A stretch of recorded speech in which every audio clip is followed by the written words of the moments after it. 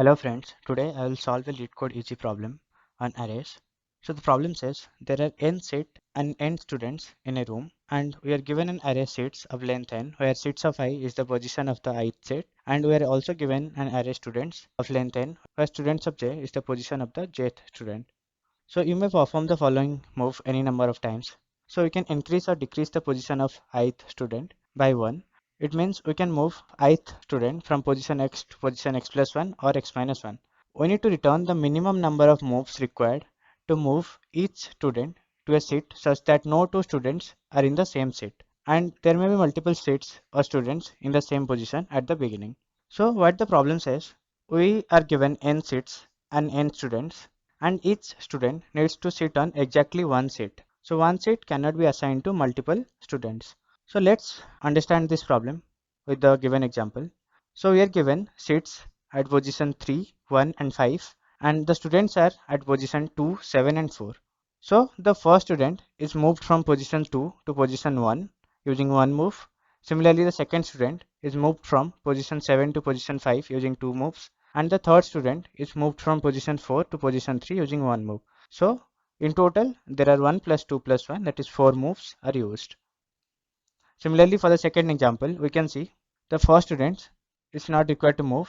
That is, the first student is at position 1 and it will capture the seat at position 1. So there are no moves required.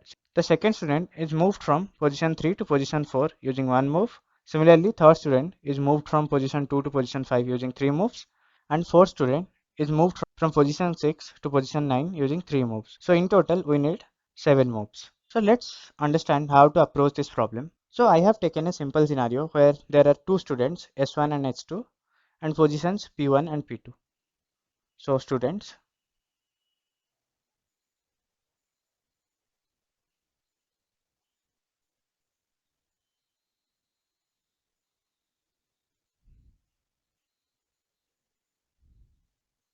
so the students and positions are drawn in a number line. So there are 6 possible scenarios. So I will consider each case one by one. So I will consider the first case. So here all the positions are before the positions of students. Let's consider S1 moves to P1 and S2 moves to P2. In this case, total distance will be, for S1 to P1, distance will be x plus y, and for S2 to P2, the distance will be y plus z. And let's take the other scenario, that is S1 moved to P2 and S2 moved to P1. So in this case, total distance traversed will be y plus, for S2 to P1, it will be x plus y plus z. So in this case, you can see the total distance traversed as same. So any move is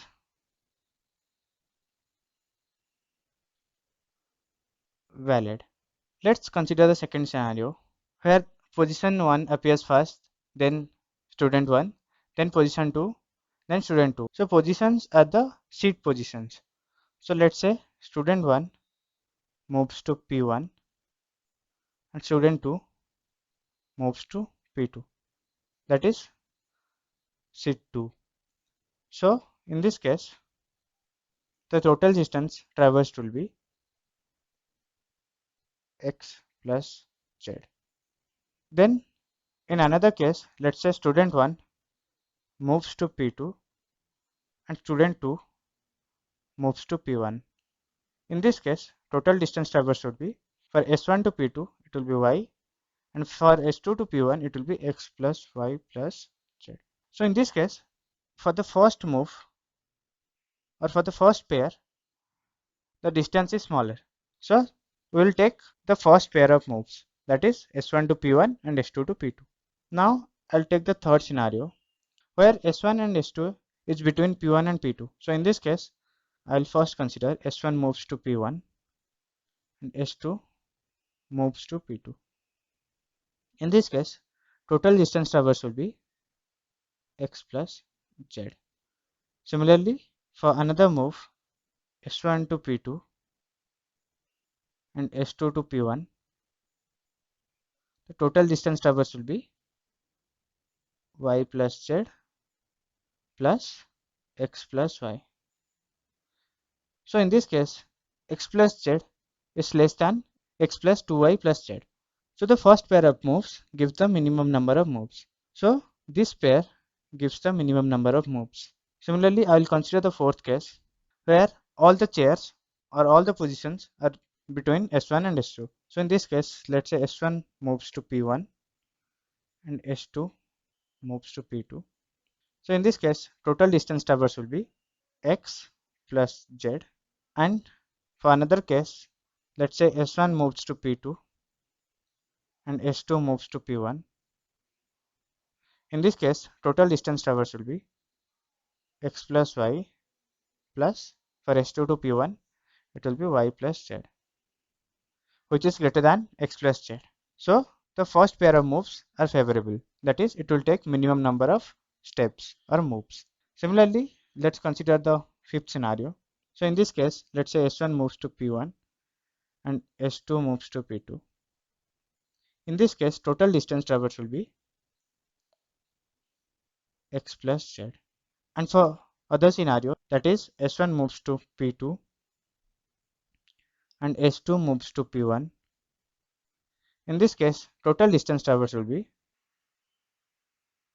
x plus y plus z plus y. So you can see in this case, x plus z is less than x plus 2y plus z. So we can say the first pair of moves will give minimum number of moves. So let's consider another case where all the seats or positions are to the right of all the students. So in this case, let's say S1 moves to position P1 or seat P1 and S2 moves to seat P2. In this case, total distance traversed will be x plus y plus y plus z. And let's consider the other scenario, that is S1 moves to P2 and S2 moves to P1. In this case, total distance traveled will be x plus y plus z for S1 to P2, and for S2 to P1, the distance will be y. So in this case, both the distances are same. So we can choose any move. So any move pair is valid. So if you compare all the scenarios, you can see irrespective of the positions of seats and students in the number line, if we stick to the approach, that is S1 is moved to position P1 or seat P1 and S2 moved to position P2 or seat P2, this approach will always give us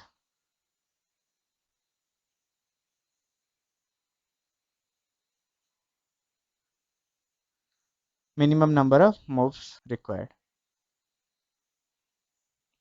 So if we generalize this to n positions, that is n seats and n students, so let's say we have positions P1, P2, P3 till Pn, and all the positions are in non-decreasing order, that is P1 less than equal to P2, less than equal to P3, less than equal to Pn. Similarly, let's say the students are at position S1, S2, S3 till Sn, and all the student positions are in non-decreasing order.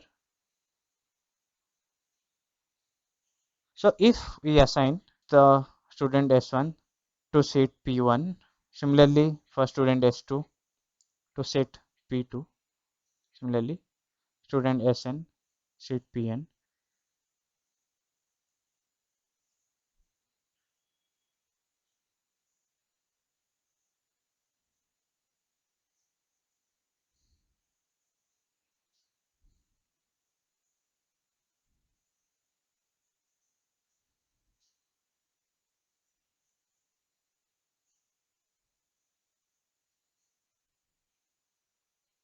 So this allocation scheme will always give us minimum number of moves. So let's consider each example. So I will consider the first example. So first I will sort all the seat positions. Seats will be, after sorting, 1, 3, 5.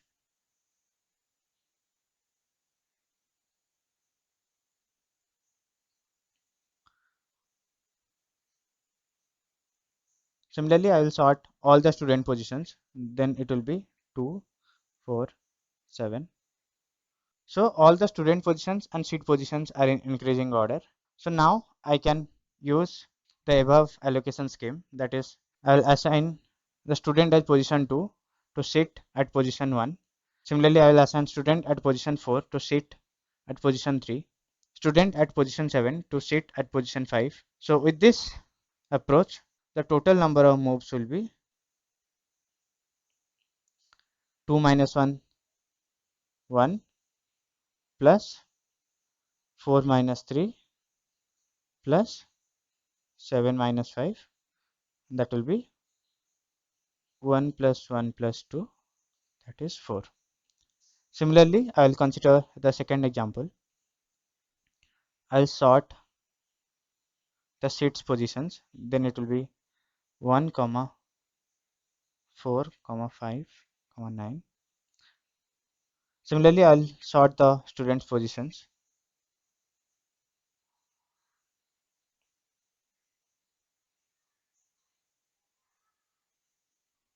So I will use the above allocation scheme. I will assign student at position 1 to sit at position 1.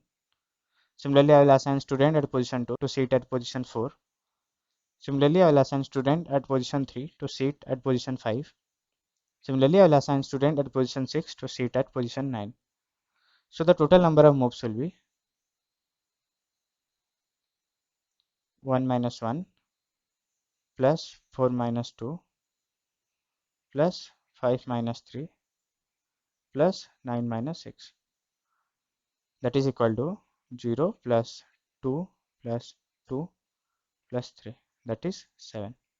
Now I will consider the third example. So first I will sort seats positions. That is 2, 2, 6, 6. Similarly, I will sort the students positions.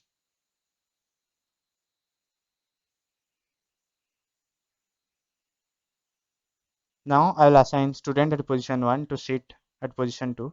Similarly, I will assign student at position 2 to sit at position 2. Similarly, I will assign student at position 3 to sit at position 6. Similarly, I will assign student at position 6 to sit at position 6. So the total number of moves will be 2 minus 1 plus 2 minus 2 plus 6 minus 3 plus 6 minus 6. That is 1 plus 0 plus 3 plus 0, that is 4. So now I will code the solutions. First I will sort both the arrays.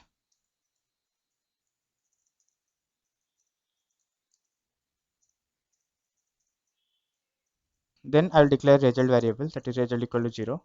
Then I will linearly traverse both the arrays for int I equal to 0, I less than sits dot length I plus plus. Then I will assign the student at position I to sit at position I. So I will take absolute of sit at position I minus student at position I. Then I will return the result. So now let's run it for the sample test cases. Sample test cases are running fine. Now I will submit it.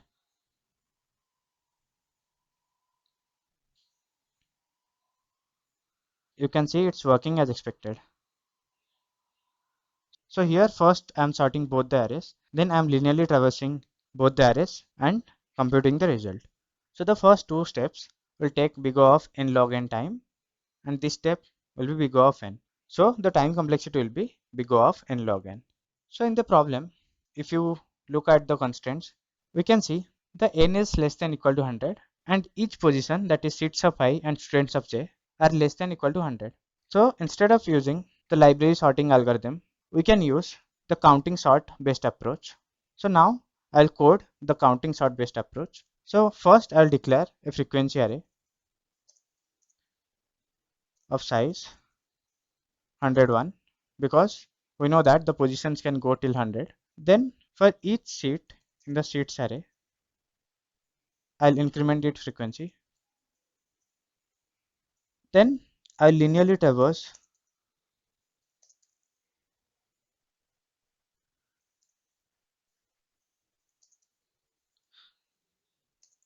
the frequency array.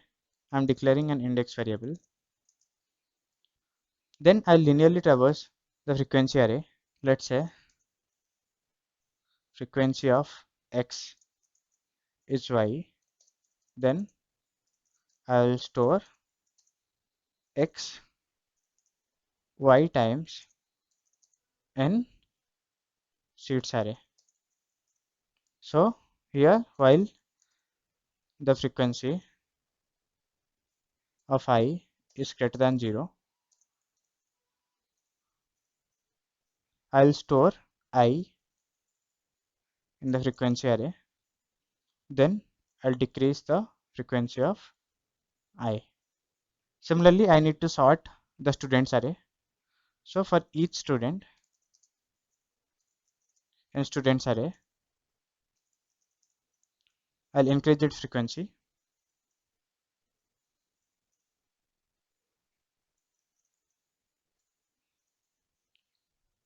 Then I'll reset the index to 0. Then I'll linearly traverse the frequency array.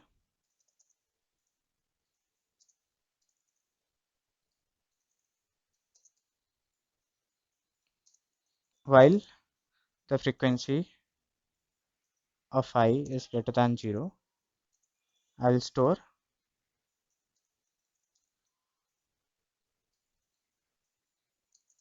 I at index. Then I'll increment the index. Then I'll decrease the frequency of I.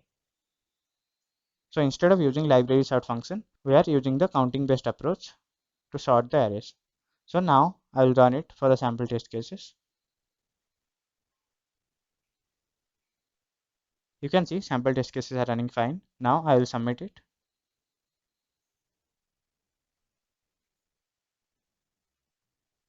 It's working as expected. So here I'm declaring a frequency array of size 101. Then I'm incrementing the frequency of each seat in the frequency array. So this is linear. So here I'm linearly traversing the frequency array. And if the frequency of I is greater than 0, I'm storing that frequency in the seats array. So this is also linear. So as all the steps are linear here, so we can say the time complexity is big O of 100, that is greater than equal to big O of n. And we are using an auxiliary array of size 101. So we can say space complexity is big O of 100. Thank you.